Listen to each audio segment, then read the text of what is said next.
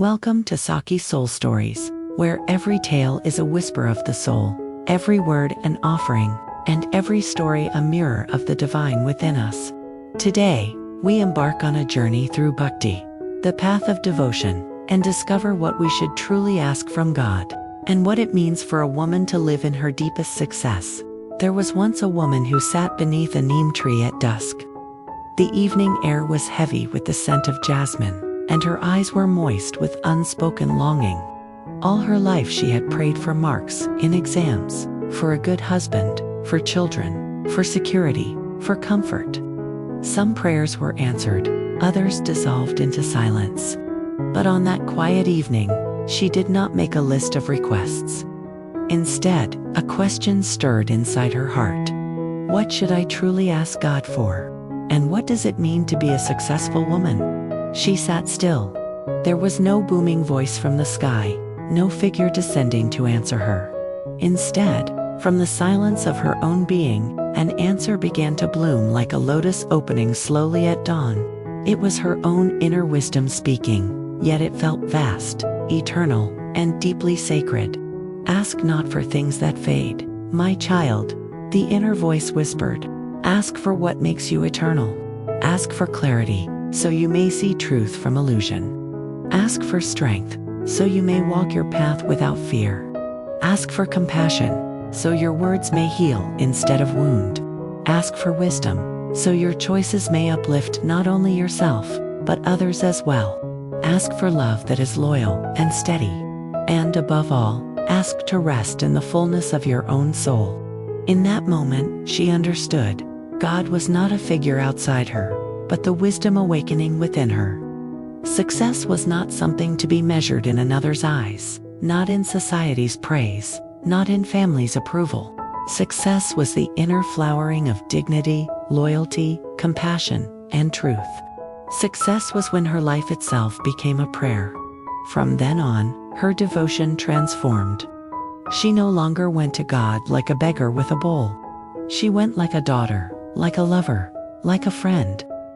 She discovered that Bhakti is not begging, not bargaining, not asking for rewards. Bhakti is a river. It flows from longing to surrender, from restlessness to peace. In Bhakti, one does not stand outside the temple knocking for blessings. One sits inside the heart, knowing the divine was never separate. She saw how people prayed around her. Some asked for jobs, some for wealth, some for children, some for healing. She realized that all these prayers were natural, all these desires human.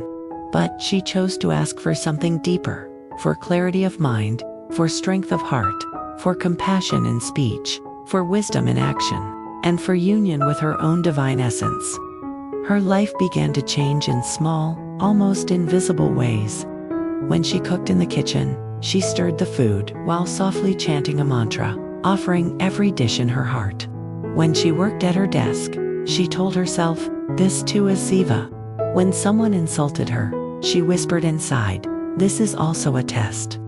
I will not let it shake me." When she laughed with her children, she thought, "This joy is a gift." Bhakti was no longer a separate activity for her.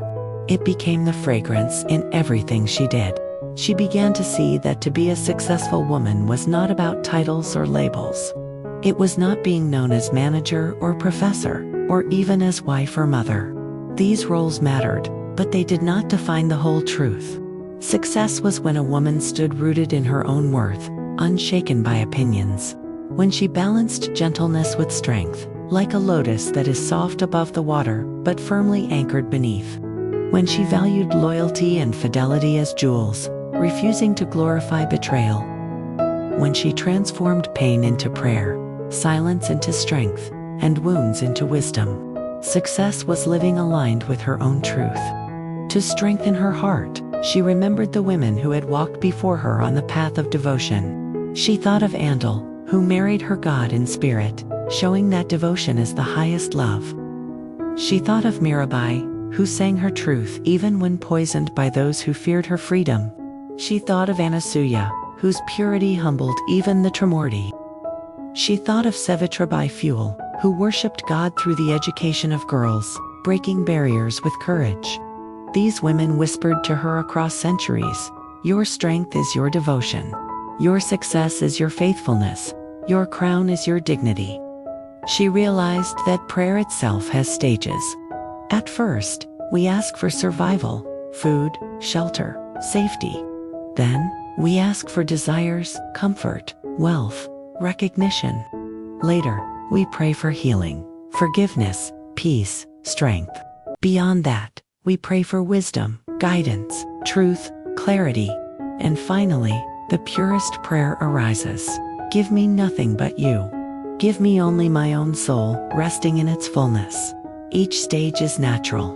But the woman chose not to remain bound in asking only for temporary things. She aspired for the eternal. And as she did so, her life blossomed. People began to notice her presence. They said, "She listens without judgment. She speaks with kindness. She never betrays her values." Wherever she goes, peace follows. Was she the richest? No. Was she the most famous? No. But was she successful? Yes, for her life had become her prayer. Her strength had become her bhakti. Her dignity had become her crown. On the last page of her journal, she wrote, "I no longer come to God with lists. I come with my heart. If life brings me success, let it never steal my humility. If life brings me love, let it never weaken my loyalty. If life brings me wealth, let it never blind my compassion. Above all, let me remain whole in my own soul. For with this, I am already the most successful woman alive." This is the secret of Bhakti. This is the treasure of womanhood. God is not far away. God is the wisdom blooming within us. To be successful is not to collect crowns from the world, but to wear the invisible crown of dignity, devotion, and inner strength. Thank you for being with us on this journey.